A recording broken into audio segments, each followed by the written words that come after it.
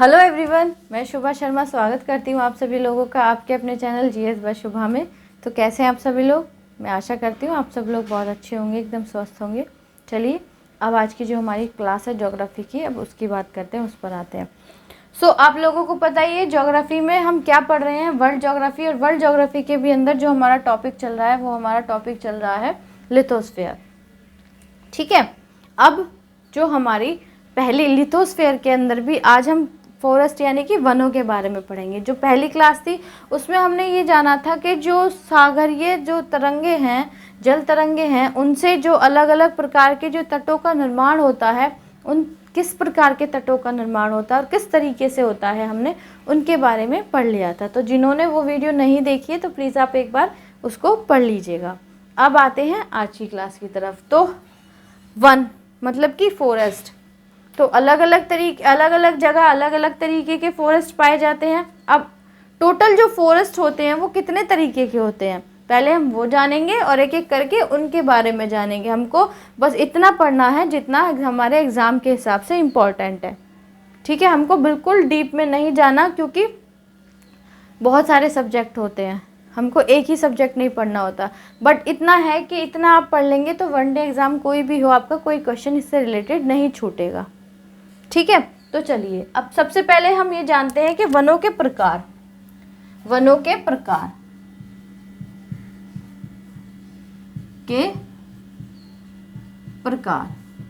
अब देख लिया। अब ऐसे जान लीजिए कि वनों के प्रकार कितने होते हैं। तो वन जो होते हैं वो 6 प्रकार के होते हैं।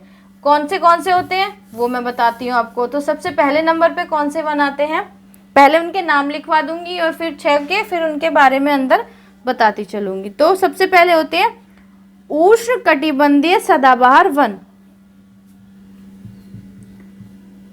उष्ण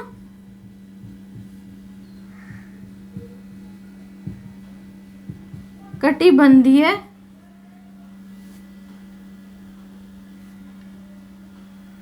सदाबहार वन।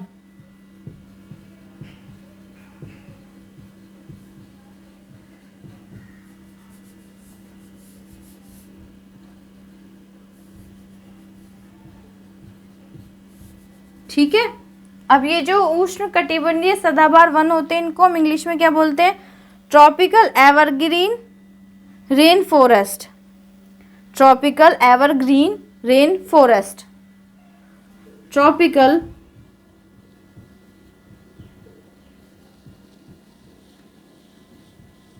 एवरग्रीन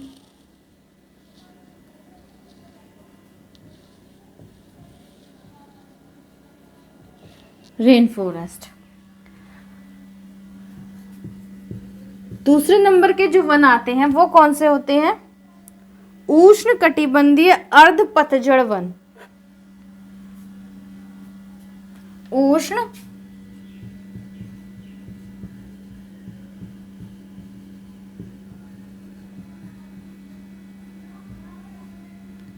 कटिबंधीय अर्ध पतझड़ one.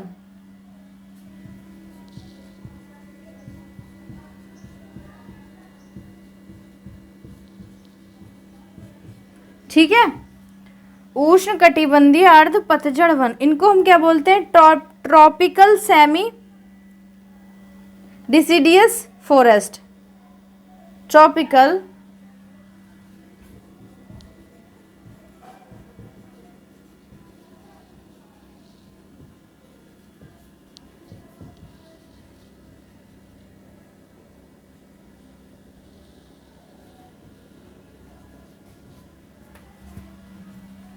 Tropical semi deciduous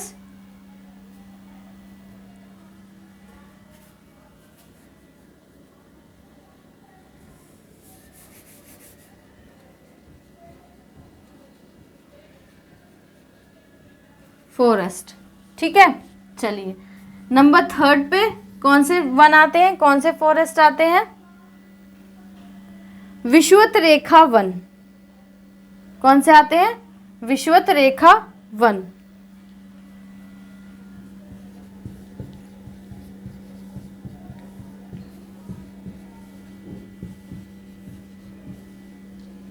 number 4 पर आते हैं या रेखीय वन कर लीजिए आप, इसको विषुवत रेखा वन ना करके विषुवत रेखीय वन, जो विषुवत रेखा पर जो वन पाए जाते हैं। नेक्स्ट आता है Tega one. Tega one, Tega forest बोलते हैं उसको। नंबर 5 पे आता है टुंड्रा वन।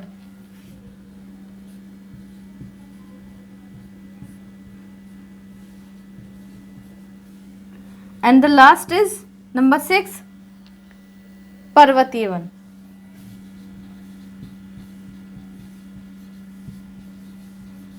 तो हम कह सकते हैं कि जो हमारे फॉरेस्ट हैं, जो हमारे वन हैं, वो 6 तरीके के होते हैं, 6 प्रकार के होते हैं। नंबर 1 उष्ण कटिबंधीय सदाबहार वन, जिनको हम ट्रॉपिकल एवरग्रीन रेन फॉरेस्ट बोलते हैं। फिर उष्ण कटिबंधीय अर्ध पतझड़ वन, जिसको हम ट्रॉपिकल सेमी डिसिडियस फॉरेस्ट बोलते हैं। फिर विषुवतीय रेखीय वन होते हैं, फिर टेगा वन, फिर टुंड्रा वन, और फिर हमारे पर्वतीय वन। ठीक है, तो अब इन वनों के बारे में अंदर जानते हैं, थोड़ी थोड़ी जानकारी जो कि एग्जाम में पूछ ली जाती है। चलिए, तो सबसे पहले हम ये वही उष्ण कटिबंधीय सदाबहार वनों के बारे में जानेंगे। ठीक है, चलिए।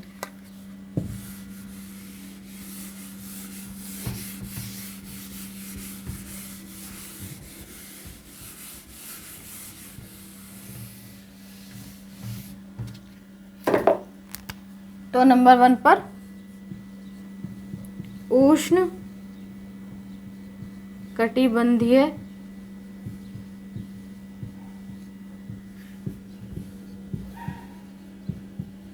सदाबहार वन। ठीक है, अब ये कौन से वन होते हैं? तो इस प्रकार का वन विषुवतीय प्रदेश, और इस प्रकार का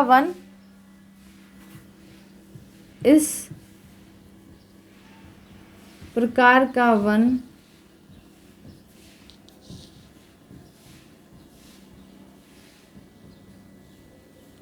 विषुवतीय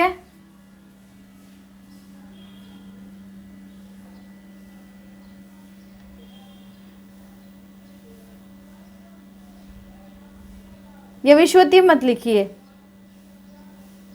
विषुवत रेखीय प्रदेश लिखिए।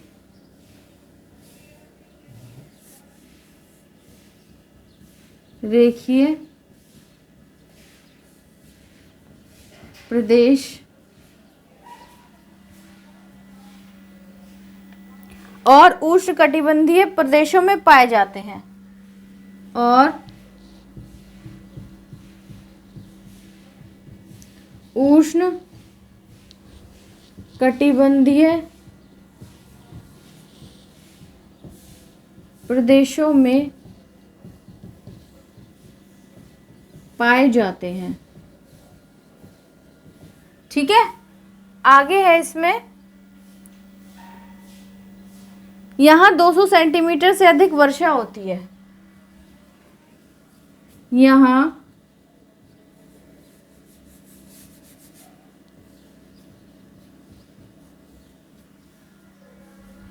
200 सेंटीमीटर से अधिक वर्षा होती है। यहाँ पेड़ों की पत्तियां चौड़ी होती हैं। यहाँ पेड़ों की पत्तियां चौड़ी होती हैं। ठीक है, अब सेकंड नंबर पर हमारा कौन सा वन आता है?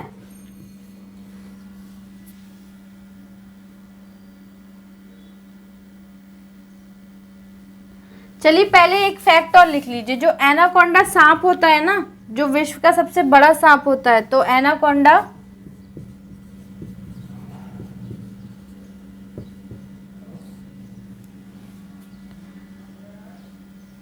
सांप यहीं पर पाया जाता है,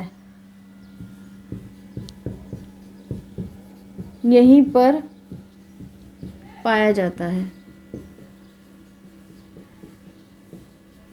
ठीक है, चलो पहले इसके बारे में देख लो, फिर इसको रब करने के बाद जब बता दूंगी। तो सबसे पहले हमारा उष्णकटिबंधीय सदाबहार वन होते हैं। तो ये जो वन होते हैं उष्णकटिबंधीय सदाबहार वन, ये किस प्रकार के वन होते हैं? तो ये होते हैं कि जो विषुवतीय जो प्रदेश होते हैं या उष्णकटिबंधीय प्रदेश होते हैं, उनमें ये इस तरीके के वन पाए जाते हैं। यहाँ पर जो बारिश होती है वो 200 सेंटीमीटर से अधिक होती है, और यहाँ पर जो पेड़ जो ट्रीज़ हैं, उनकी जो लीव्स हैं, जो पत्तियाँ हैं, वो चौड़ी पाई जाती हैं। ठीक है, तो हम ये अपने दिमाग में बिठा सकते हैं कि जहाँ 200 सेंटीमीटर से अधिक वर्षा होती है तो वो वाले वन उष्णकटिबंधीय सदाबहार वन कहलाते हैं।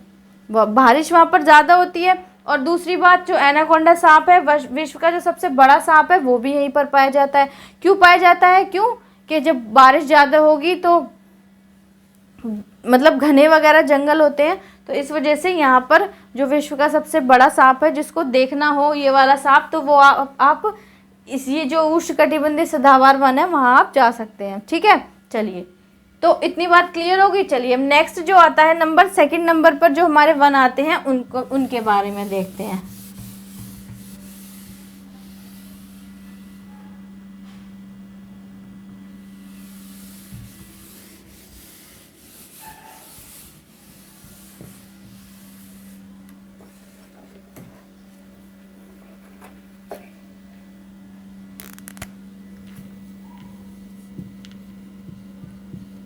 उष्णकटिबंधीय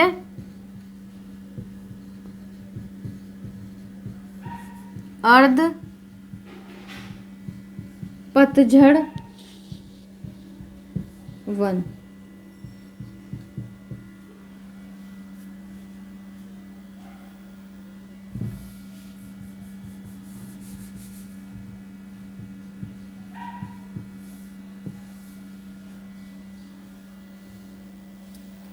तो 150 सेंटीमीटर से कम वर्षा प्राप्त करने वाले वन, ये जो वन होते हैं ये 150 सेंटीमीटर से कम वर्षा प्राप्त करने वाले वन ये होते हैं। ठीक है, कौन से? उष्णकटिबंधीय अर्ध पतझड़ वन। साल, सागवान एवं बांस आदि इसी वन में पाए जाते हैं।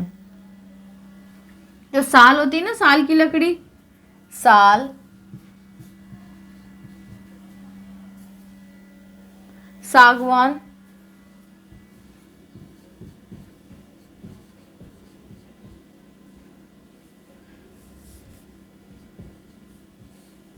एवं बांस इसी वन में पाए जाते हैं। ठीक है,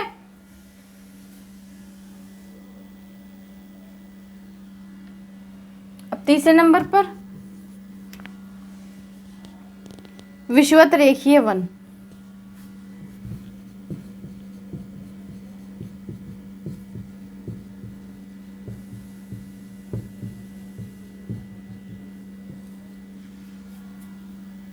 इन वनों में वृक्ष और झाड़ियों का मिश्रण होता है।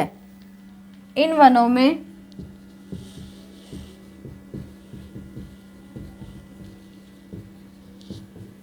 वृक्ष एवं झाड़ियों का मिश्रण होता है। कौन से होते हैं? कौन से पेड़ वगैरह मिलते हैं? जैसे कौन से हो गए?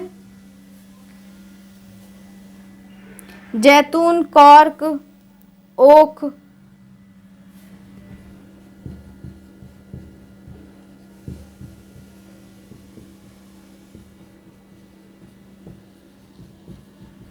यहाँ के मुख्य पेड़ हैं। ठीक है, देखो अब उष्णकटिबंधीय अर्ध पतझड़ वन कौन से होते हैं?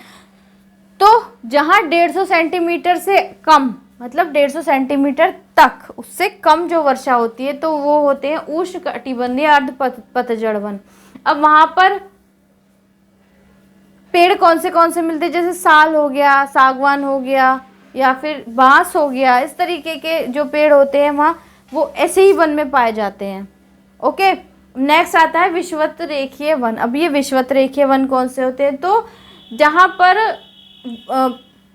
वृक्ष, पेड़ और झाड़ियाँ ये मिक्स रूप से पाए जाते हैं, मिक्स्ड मतलब कि इनका मिश्रण होता है, तो ऐसे विषुवत रेखीय वन होते हैं। तो जैसे कौन से पेड़ हो गए, जैसे जैतून हो गया, कॉर्क हो गया या ओक हो गया, तो यहाँ के जो मुख्य पेड़ हैं, मतलब विषुवत रेखीय वनों में मुख्य ज़्यादातर हम देखेंगे तो ये पेड़ हमको मिलेंगे। ठीक है, इतनी बात आप क्लियर हो गई। चलिए आगे चलते हैं।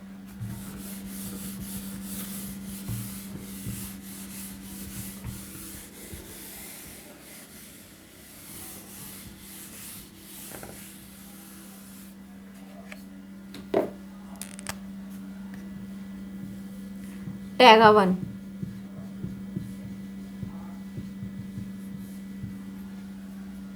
ये सदाबहार वन है। इस वन के वृक्ष की पत्तियां नुकीली होती हैं। ये जो टैगा वन है ये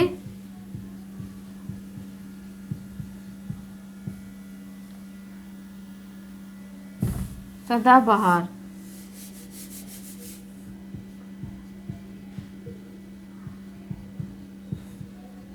वन है।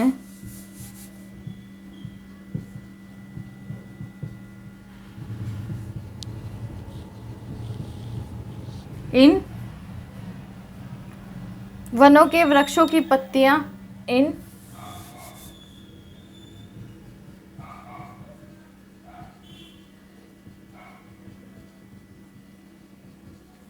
पत्तियां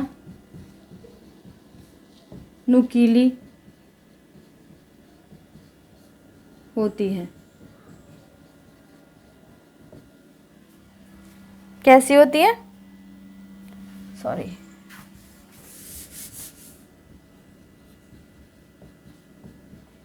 नुकीली होती है।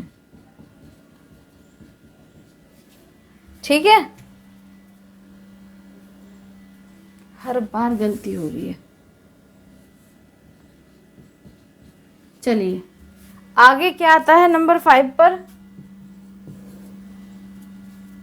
Tundra one.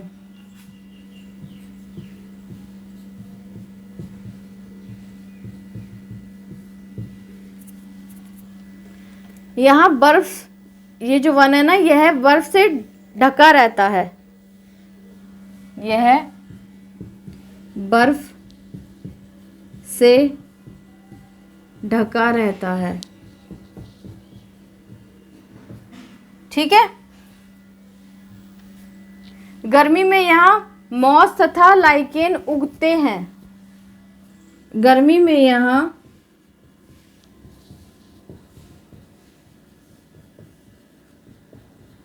मॉस तथा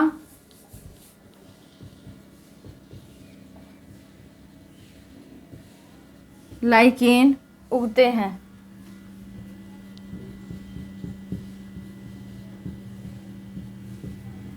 लास्ट है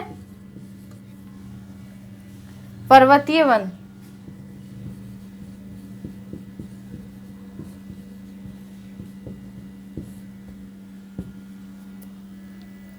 यहाँ चौड़ी पत्ती वाले शंकुधारी वृक्ष पाए जाते हैं।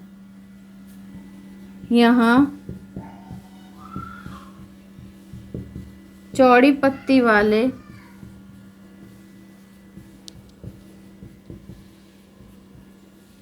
शंकुधारी वृक्ष पाए जाते हैं।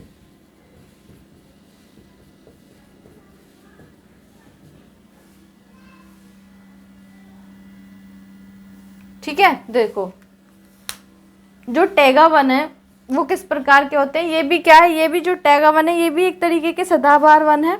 यहाँ पर क्या है, इन वनों के वृक्षों की पत्तियां नुकीली होती हैं।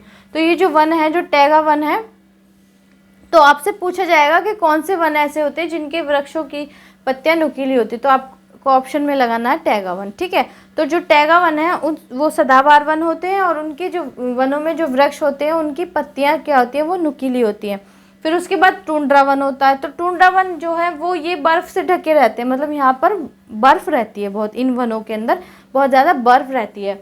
और जो गर्मी है, गर्मी के टाइम पर यहाँ पर मॉस और लाइकेन उग जाते हैं। ठीक है, लाइकेन देखने में काई जैसा लगता है बट वो काई एग्जैक्ट में होता नहीं, वो लाइकेन होता है। मतलब लाइकेन क्या है, एक तरीके से इंडिकेटर है। जहाँ पोल्यूशन ज़्यादा होता है तो वहाँ लाइकेन नहीं होता, और जहाँ पोल्यूशन कम होता है, मतलब जहाँ का जो एनवायरनमेंट है वो बहुत ही अच्छा रहता है, तो वहाँ पर लाइकेन उग जाता है। मतलब ये एक तरीके का इंडिकेटर होता है।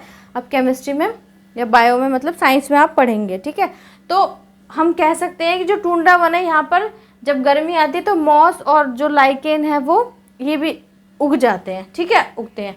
नेक्स्ट और लास्ट आता है पर्वतीय वन। अब जो पर्वतीय वन होते हैं ये चौड़ी पत्ती वाले शंकुधार वृक्ष पाए जाते हैं। अब जो पर्वतीय वन होते हैं ना, तो यहाँ पर क्या है, यहाँ पर जो चौड़ी पत्ती वाले, कैसे चौड़ी पत्ती वाले शंकुधारी वृक्ष पाए जाते हैं, कहाँ पर, पर्वतीय वनों में। ठीक है, तो ये तो हो गया हमारा वन। अब क्या है, एक छोटा सा टॉपिक और है इसमें ही, घास के मैदान। ठीक है, तो 2-3 इसमें हेडिंग है घास के मैदानों में, वो भी आज ही हम कंप्लीट कर लेते हैं। फिर हमारा ये टॉपिक लिथोस्फीयर कंप्लीट हो जाएगा। फिर नेक्स्ट क्लास में हम महाद्वीपों के बारे में पढ़ेंगे। ठीक है, तो सबसे पहले हम एशिया महाद्वीप के बारे में पढ़ेंगे, वहाँ से क्वेश्चन बहुत पूछे जाते हैं। ठीक है, चलिए, तो अब हम घास के मैदानों के बारे में भी पढ़ रहे हैं।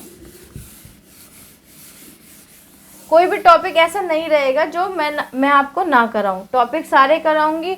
जहाँ से क्वेश्चन ज़्यादा पूछा जाता है जिस टॉपिक से, उसमें ज़्यादा आपको पढ़ने को मिलेगा, जिसमें कम पूछा जाता है उसमें कम मिलेगा।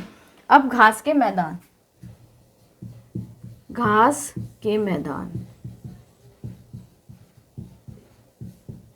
तो पहले नंबर पे आता है उष्णकटिबंधीय घास भूमियां।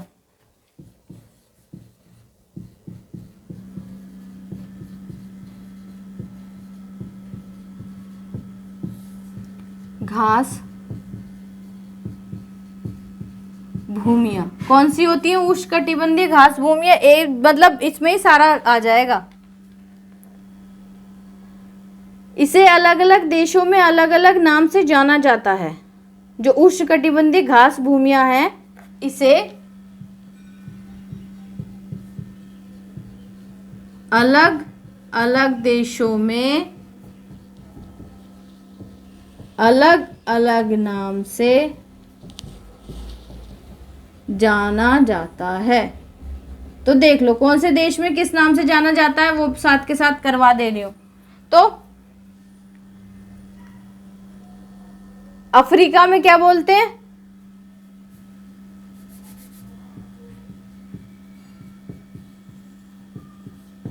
किसको, जो उष्णकटिबंधीय जो घास की भूमियां होती हैं, अफ्रीका में बोलते हैं सवाना। क्या बोलते हैं अफ्रीका के अंदर, सवाना। ब्राजील में क्या बोलते हैं,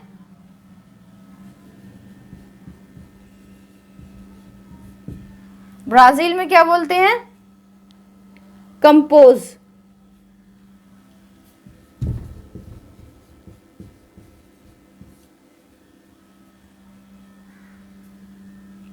वेनेजुला और कोलंबिया में क्या बोलते हैं, वेनेजुएला में और कोलंबिया में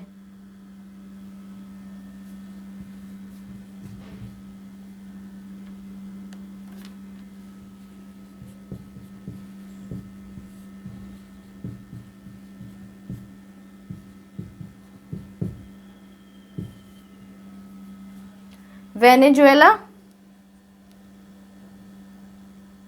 और कोलंबिया।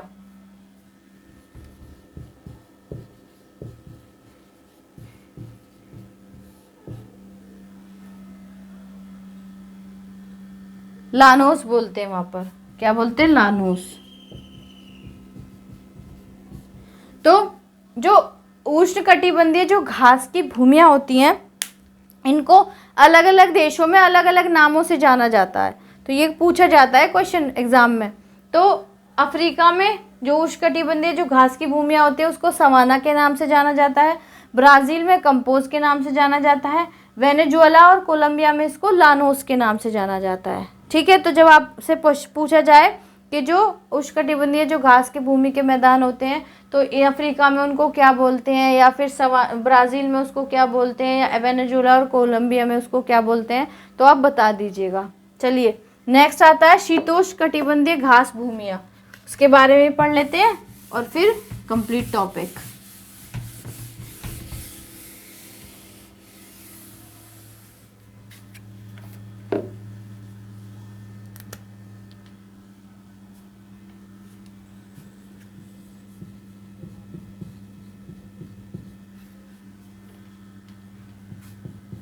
शीतोष्ण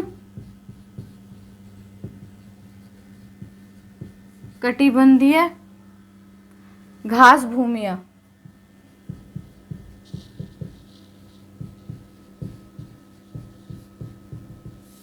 कौन से देश में क्या नाम बोलते हैं, तो पहले यूएसए में और कनाडा में क्या बोलते हैं, इधर देश के नाम लिख दे रही हूँ, तो यूएसए और कनाडा क्या बोलते हैं इन भूमियों को जो घास के मैदान होते हैं, प्रेयरी, क्या बोलते हैं, प्रेयरी। ठीक है, फिर अर्जेंटीना में क्या बोलते हैं,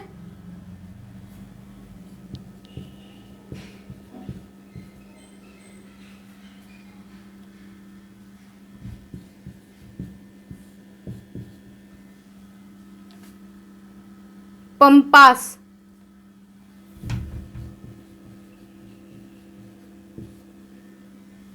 ठीक है, अगला आता है साउथ अफ्रीका यानी कि दक्षिण अफ्रीका।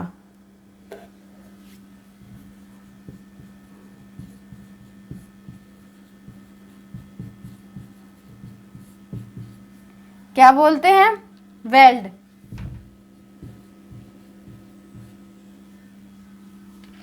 अगला आता है ऑस्ट्रेलिया।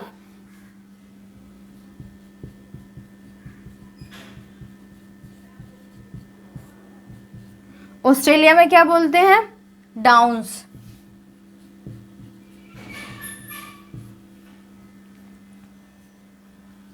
अगला आता है एशिया, यूक्रेन, रूस, चीन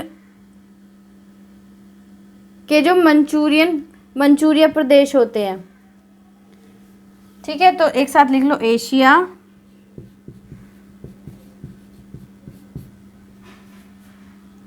यूक्रेन,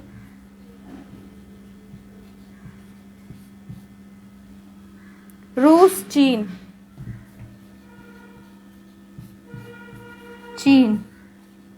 तो यहाँ पर किन नामों से जानते हैं, उष्णकटिबंधीय जो घास की भूमियां हैं उनको स्टेपी।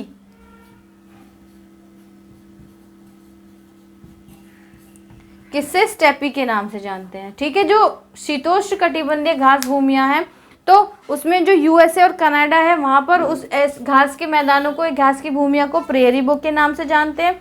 अर्जेंटीना में पंपास बोलते हैं, दक्षिण अफ्रीका में वेल्ड बोलते हैं, ऑस्ट्रेलिया में डाउन्स बोलते हैं, एशिया, यूक्रेन, रूस और चाइना में इनको स्टेपी बोलते हैं। तो इसी के साथ हमारा जो टॉपिक है लिथोस्फेयर यानी कि स्थल मंडल वो कंप्लीट होता है एग्जाम पॉइंट ऑफ व्यू के हिसाब से। ठीक है, वैसे तो आप कितना भी पढ़ लो सभी चीज़ कम है, बट एग्ज़ाम के हिसाब से ये टॉपिक हमारा कंप्लीट होता है। तो जो मैंने करा दिया एग्ज़ाम में अगर क्वेश्चन आता है तो इससे बाहर नहीं आएगा, घूम के आ जाएगा, बट जो मैंने करा दिया इससे बाहर नहीं पूछा जाएगा। अब नेक्स्ट टॉपिक हमारा जो रहने वाला है महाद्वीपों के बारे में पढ़ेंगे। महाद्वीपों में सबसे पहले हम एशिया महाद्वीप के बारे में पढ़ेंगे। ठीक है, तो ये सब जानकारी हम मतलब इस सब के बारे में हम नेक्स्ट क्लास में करेंगे। तो आज की क्लास आपको कैसी लगी है प्लीज़ आप कमेंट में ज़रूर बताइएगा। अगर क्लास आपको अच्छी लगी, अच्छे से समझ आई है तो इसको लाइक करने के बाद आप प्लीज़ और बच्चों तक भी शेयर कीजिएगा ताकि ज़्यादा से ज़्यादा लोग हमारे चैनल के साथ जुड़ सके और कंप्लीट डिटेल में जीएस पढ़ सकें। अगर आप इस चैनल पर नए हैं, इस वीडियो को पहली बार देख रहे हैं तो प्लीज़ चैनल को सब्सक्राइब ज़रूर कीजिएगा। वीडियो अच्छी लगे तो उसको लाइक भी कीजिएगा और प्लीज़ बेल आइकन को ज़रूर प्रेस कर लीजिएगा। क्योंकि मैं जो क्लासेस डालती हूँ, मैं रोज़ बोलती हूँ, वो रिकॉर्डेड होती है और जब क्लास में अपलोड करूँ तो आप लोगों से तक नोटिफिकेशन आए और आप लोग अपनी पढ़ाई को आराम से अच्छे तरीके से करते रहें। बस संडे क्लास नहीं होती है, बीच में कुछ रीज़न आ जाए तो उस वजह से क्लास नहीं हो पाती, otherwise class Monday to Saturday daily होती है। ठीक है, तो गाइज आज के लिए इतना ही है। कोई आपका सजेशन वगैरह हो तो आप प्लीज़ कमेंट में मेंशन कर सकते हैं। अब मिलते हैं कल की क्लास में, तब तक के लिए थैंक यू वेरी मच।